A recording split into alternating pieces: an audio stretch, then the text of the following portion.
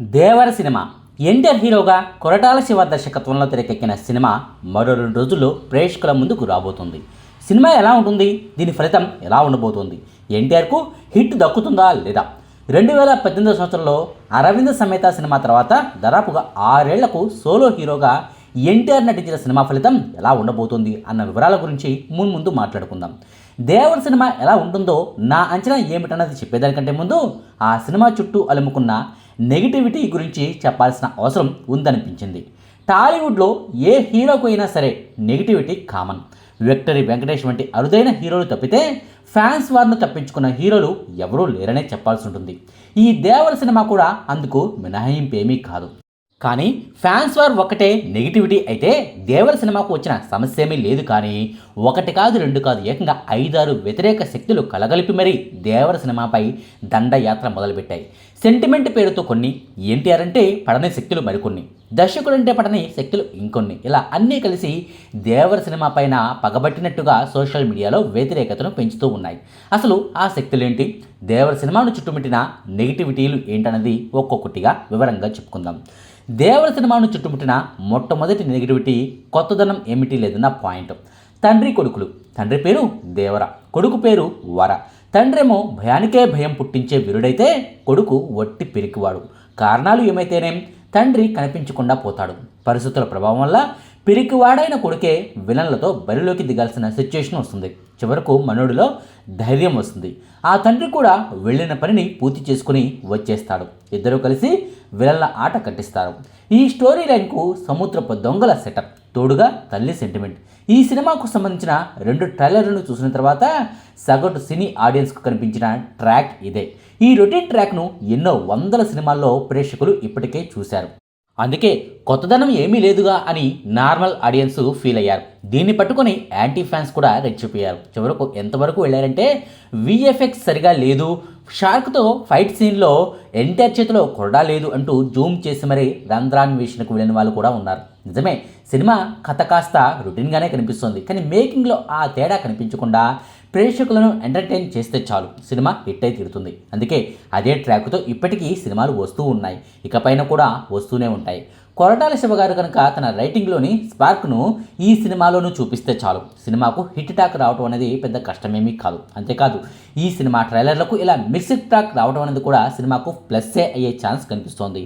ట్రైలర్లో ఓ రేంజ్లో ఉంటే సినిమాపై అంచనాలు పెరిగిపోతాయి. తీరా థియేటర్లకు వెళ్ళిన తర్వాత ఆ రేంజ్లో సినిమా లేకపోతే డిజాస్టర్ టాక్ వచ్చేస్తుంది. దేవర విషయానికి వస్తే భారీ అంచనాలు ఏమీ లేవు, కానీ బాగుంటుందనే అంచనాలతోనే ప్రేక్షకులు ఈ సినిమాకు వెళ్తారు. కథాకథనాల విషయాల్లో మినిమం సాటిస్ఫాక్షన్ వచ్చినా చాలు, సినిమాకు ప్రేక్షకుల నుంచి పాస్ మార్కులు వచ్చేస్తాయి, బాగుందన్న టాకు వచ్చేస్తుంది. ఫైనల్గా సూపర్ డూపర్ హిట్ టాక్ దాకా సినిమా వెళ్తుంది. సో కొత్తదనం ఏమీ లేదంటూ నెగిటివిటీ అయితే స్ప్రెడ్ అవుతుంది. కానీ సినిమా బాగుంటే మాత్రం ఈ నెగిటివిటీయే పాజిటివ్ అంశంగా మారే ఛాన్సులు లేకపోలేదు.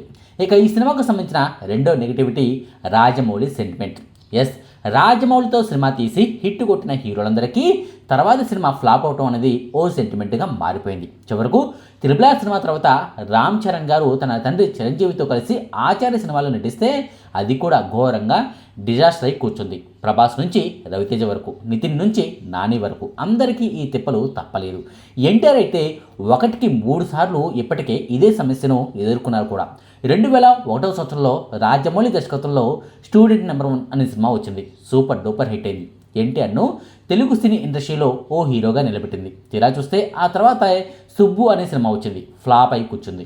ఆ తర్వాత మళ్ళీ 2003 సంవత్సరంలోనే రాజమౌళి దర్శకత్వంలో ఎన్టీఆర్ హీరోగా సింహాద్రి అనే సినిమా వచ్చింది.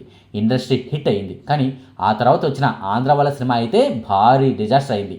అదొక్కటే కదుండయి, సాంబా, నాలుడు, నరసింహుడు, అశోక్, రాఖీ వంటి సినిమాలతో గట్టి హిట్ ఒక్కటి లేక ఎన్టీఆర్ తెగ ఇబ్బంది పడుతుంటే 2007 సంవత్సరంలో యమదొంగ సినిమాతో రాజమౌళి మరోసారి ఎన్టీఆర్తో సినిమా చేశాడు. యమదొంగ సినిమా హిట్ అయిందిలే, కానీ ఆ తర్వాత వచ్చిన కంత్రి సినిమా అయితే అడ్డంగా బోల్తా కొట్టేసింది. ఇలా రాజమౌళితో ఎన్టీఆర్ 3 సినిమాలను తీస్తే 3 సార్లు కూడా సేమ్ సీన్ రిపీట్ అయిపోయింది. తాజాగా త్రిబుల్ ఆర్ సినిమాలో ఎన్టీఆర్, రామ్ చరణ్లు కలిసి నటించారు. రామ్ చరణ్కు కూడా ఆ సెంటిమెంట్ రిపీట్ అయింది. ఆచార్య సినిమా డిజాస్టర్ అయింది. ఇప్పుడు ఎన్టీఆర్ వంతు వచ్చింది.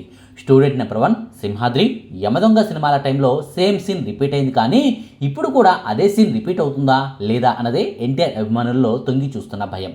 మా హీరో అయిన ఈ సెంటిమెంట్ను దాటేయాలి అని ఎన్టీఆర్ అభిమానులు బలంగా కోరుకుంటున్నారు.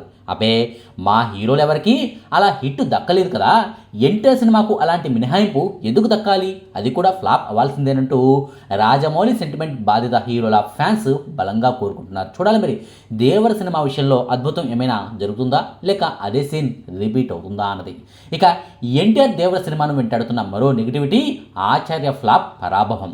ఆచార్య విషయంలో జరిగిన మిస్టేక్స్ ఏంటన్నది ఇండస్ట్రీలో ఉన్న వాళ్ళందరికీ తెలుసు. కానీ జరిగింది ఇదేంటో ఎవరు బయటకు చెప్పలేరు.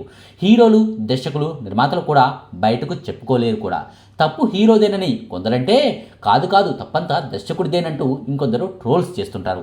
తప్పొప్పుల సంగతిని పక్కన పెడితే ఆచార్య సినిమాలో పాదఘట్టం, గట్టమ్మ తల్లి అంటూ కొత్త ప్రపంచాన్ని సృష్టించిన కొరటాల శివ ఇప్పుడు సముద్ర మట్టానికి ప్రేక్షకులను తీసుకెళ్తున్నారు. గట్టమ్మ తల్లి స్థానంలో అసలు దేవుళ్ళ లేని ప్రపంచానికి తీసుకెళ్లి ఆయుధాలనే దేవుళ్ళగా ఆరాధిస్తారంటూ పాత చరిత్రను తవ్వితీస్తున్నారు.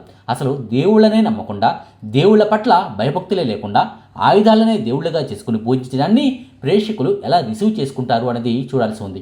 ఆచార్య సినిమా విషయంలో కాంబినేషన్ సీన్ల కోసం, కాంబినేషన్ ఫైట్ కోసం, తండ్రి కొడుకుల కాంబినేషన్లో పాట కోసం కథను అష్టవంకర్లు తిప్పాల్సిన పరిస్థితి వచ్చింది. తెర మీద ఆ తిప్పలన్నీ కనిపించాయి కూడా. ఆచార్య సినిమా ఫ్లాప్ అవడం వల్ల కొరటాల శివ ఇమేజ్ మసక బారిపోయిందన్న మాట మాత్రం వాస్తవం. మిర్చి, శ్రీమంతుడు, జనతా గ్యారేజ్, భరత్ అనే నేను వంటి బ్లాక్ బస్టర్ సినిమాలను తీసినా సరే ఆచార్య అనే ఒకే ఒక్క కళాఖండంతో కొరటాల శివ ఇమేజ్ దారుణంగా దెబ్బతిన్నది. ఆచార్య అనే పేరు వినగానే పాదఘట్టమే ప్రేక్షకులకు గుర్తుకొస్తూ ఉంటుంది. అందుకే దేవర సినిమా విషయంలోనూ చాలా జాగ్రత్తలు తీసుకున్నామని, ఆ ఫ్లాప్ ప్రభావం తర్వాత దేవర కథపై చాలా కసరత్తులు చేసుకున్నామంటూ కొరటాల శివ చాలా ఇంటర్వ్యూల్లో చెప్పుకొస్తున్నారు కూడా. ఆచార్య సినిమా ఫ్లాప్ను మరిపించాలన్న కసి అయితే కొరటాల శివలో కనిపిస్తుంది. కానీ ఆచార్య ఫ్లాప్ భారాన్ని ఇంకా దేవర సినిమా మోస్తూనే ఉంది. దేవర సినిమాను ఆచార్య సినిమాతో పోల్చుతూ ఇప్పటికీ కూడా మెగా ఫ్యాన్స్ నుంచి ట్రోల్స్ వస్తూనే ఉన్నాయి. ఎస్, ఇది ముమ్మాటికి నిజం. సోషల్ మీడియాలో దేవర సినిమాపై నెగిటివిటీని స్ప్రెడ్ చేస్తున్న వారిలో మెగా ఫ్యాన్స్ ముందంజలో ఉన్నారు. ఇదేదో కాంట్రవర్సీ కోసం చెప్తున్న మాట కాదు. అలా అని ఎన్టీఆర్పై కోపంతో మెగా ఫ్యాన్స్ అలా చేస్తున్నారా అంటే అది కూడా కాదు. కేవలం కొరటాల శివపై కోపంతోనే దేవర సినిమాపై మెగా అభిమానులు ట్రోల్స్ చేస్తున్నారు. నాడు పాదఘట్టం, నేడు సముద్రమట్టం, సేమ్ సీన్ రిపీట్, ఆచార్య వైబ్స్ అంటూ ట్వీట్స్ చేస్తున్నారు. ఆచార్య సినిమా డైరెక్టర్ ఎవరో మరో 2 రోజుల్లో తెలుస్తుందంటూ ఎటకారంగా సెటైర్లు కూడా పెంచుతున్నారు.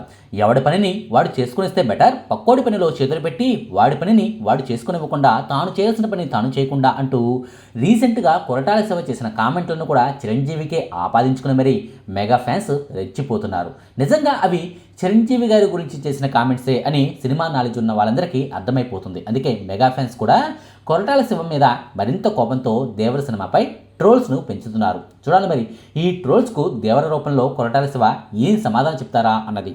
ఇక దేవర సినిమాను వెంటాడుతున్న మరో నెగిటివిటీ రాజకీయం. ఎవరు అవునన్నా కాదన్నా జూనియర్ ఎన్టీఆర్ అనే పేరు వినగానే సినిమాలతో పాటు రాజకీయాలు కూడా గుర్తుకు రాకుండా ఉండవు. తెలుగుదేశం పార్టీతో అంటిముంటున్నట్టుగా ఉంటున్న జూనియర్ ఎన్టీఆర్ అంటే హార్డ్ కోర్ తెలుగుదేశం పార్టీ అభిమానులు మండిపడుతున్న పరిస్థితి ప్రస్తుతం ఉంది. మొన్నటి ఎన్నికల్లో వైసీపీతో అంత టఫ్ ఫైట్లో కూడా జూనియర్ ఎన్టీఆర్ నుంచి ఎలాంటి మద్దతు లేకపోవడాన్ని టీడీపీ అభిమానులు జీర్ణించుకోలేకపోతున్నారు. చంద్రబాబును అరెస్ట్ చేసిన టైంలో జూనియర్ ఎన్టీఆర్ అసలు మాట్లాడనే లేదు, కనీసం ఒక్క ట్వీట్ కూడా చేయలేదు. అంతేకాదు అంతకుముందు అసెంబ్లీలో వైసీపీ ఎమ్మెల్యేలు కూడా నాని, వల్లభనేని వంశీలు భువనేశ్వరి గారిని ఇష్టం వచ్చినట్టు మాట్లాడిన టైంలోనూ, ఎన్టీఆర్ హెల్త్ యూనివర్సిటీకి వైఎస్ గారి పేరు పెట్టిన టైంలోనూ జూనియర్ ఎన్టీఆర్ రియాక్షన్ ఘాటుగా లేకపోవడం టీడీపీ అభిమానులను బాధించింది. దీన్ని మనసులో పెట్టుకునే జూనియర్ ఎన్టీఆర్ మనోడు కాదు అని టీడీపీ వీరాభిమానులు ఫిక్స్ అయ్యారు. బాలయ్య అభిమానులు కూడా జూనియర్ ఎన్టీఆర్కు యాంటీ అయిపోయారు. తెలుగుదేశం సర్కార్ నుంచి దేవర సినిమా టికెట్ల రేట్ల విషయంలో సానుకూల స్పందన రావచ్చుగాక, కానీ బాలయ్య అభిమానుల్లోనూ టీడీపీ వీరాభిమానుల్లోనూ జూనియర్ ఎన్టీఆర్ అంటే మాత్రం కోపం తగ్గనే లేదు. ఈ సెక్షన్ నుంచి దేవర సినిమాపై నెగిటివిటీ అయితే స్ప్రెడ్ అవుతుంది. ఒక్క ఫ్లాప్ పడితే కానీ జూనియర్ ఎన్టీఆర్ నేల మీదకు దిగొస్తాడంటూ ట్వీట్లు చేస్తున్న వాళ్ళు కూడా ఉన్నారు. చూడాలి మరి ఈ నెగిటివిటీ అనేది సినిమాకు ఎంత నష్టం చేస్తుందో అన్నది.